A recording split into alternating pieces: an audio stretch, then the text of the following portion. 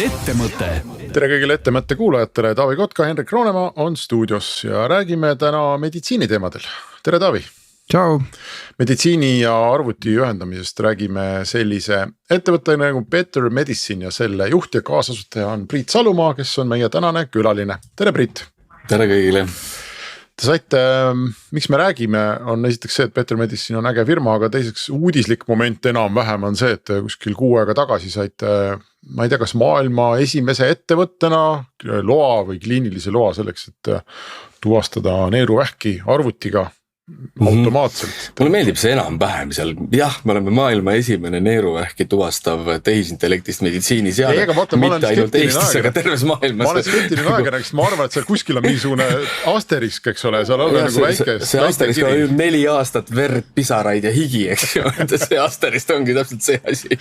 Okei, nii et päriselt maailma esimene ilma igasuguste tärnideta, lihtsalt maailma esimene. Ja mõte on selles, et sertifitseeritud neid neeruvaid tuvastamise algoritme on tehtud akadeemias küll, aga me oleme see, mis nüüd on see meditsiiniseade, umbes kui kunagi kuulsite, mäletate, Myoton, eks ju, käis kosmoses ja värk. Me oleme midagi sellist, aga lihtsalt tarkvara.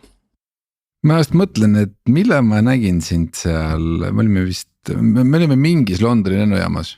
Jah, just, et sina olid see Bourgeois, kellel oli see Lounge Access ja vedasid selle vaese startuperi kaasa, ma olin just alustanud, see oligi seal Covidi, ütleme, et siis kui nagu see esimene ärevus oli maha läinud kuskile, inimesed juba lendasid jälle. Vaata need, Henrik, tuleb ikkagi alati aitada teist eestlast, et kui sul on võimalik võtta lounge'i teine inimene ka, siis tuleb võtta kaasa. Priit, kas ta küsis selle eest osalust ka? Ei küsinud, õnneks mitte, ma ei oleks andnud ka. Aga selles mõttes, sa olid teel Šotimaale, kui ma õigesti mäletan, ja sa proovisid minust ka Šoti haiglatele müüa seda sama tarkvara.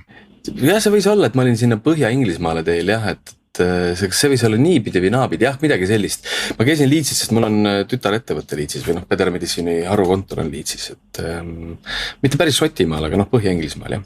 Aga võsna, kuidas selles äris üldse, enne kui me lähme sinna toote juurde, müük käib, et Eestis on põhimõtteliselt, ma ei tea, mingi 4-5 haiglat, eks siin müüd ära kõik või siis ei osta ja siis järgmine samm ongi kohe UK või? Jah, umbes midagi sellist, et Eestis, ega nendel haiglatel väga palju raha ei ole, et kulud on kõrged, enamasti läheb tööjõu peale ja siis muud asjad, et ega jah, peabki kohe välja minema ja teine asi on see, et ega haiglatele müümine on ka, aga tänaseks mul on aru saanud, et mingi osa meie tootest on haigla turutoode või nagu kliiniku turutoode, aga mingi osa on selgelt tervisekassade turutoode, nii et siukene pika vinnaga värk. Priit, lähme selle Better Medicine'i juurde väikse ringiga, eks ole, et sa oled kuulajale, vaatajale ja miljonitele eestlastele tuntud kui sellise, ma ütleks, tarkvaraarendusettevõtte nagu Moon Cascade, selline tegija, eks ole, väga pikaajaline. Kuidas kas see selline rätsepatöö progemine ammendas ennast sinu jaoks või mis see lugu oli, et kuidas sa nüüd vanuigi veel siis nagu startupi maailma sattusid eduka karjääri pealt? Ettemõte. Roonemaa ja Kotka idupodcast.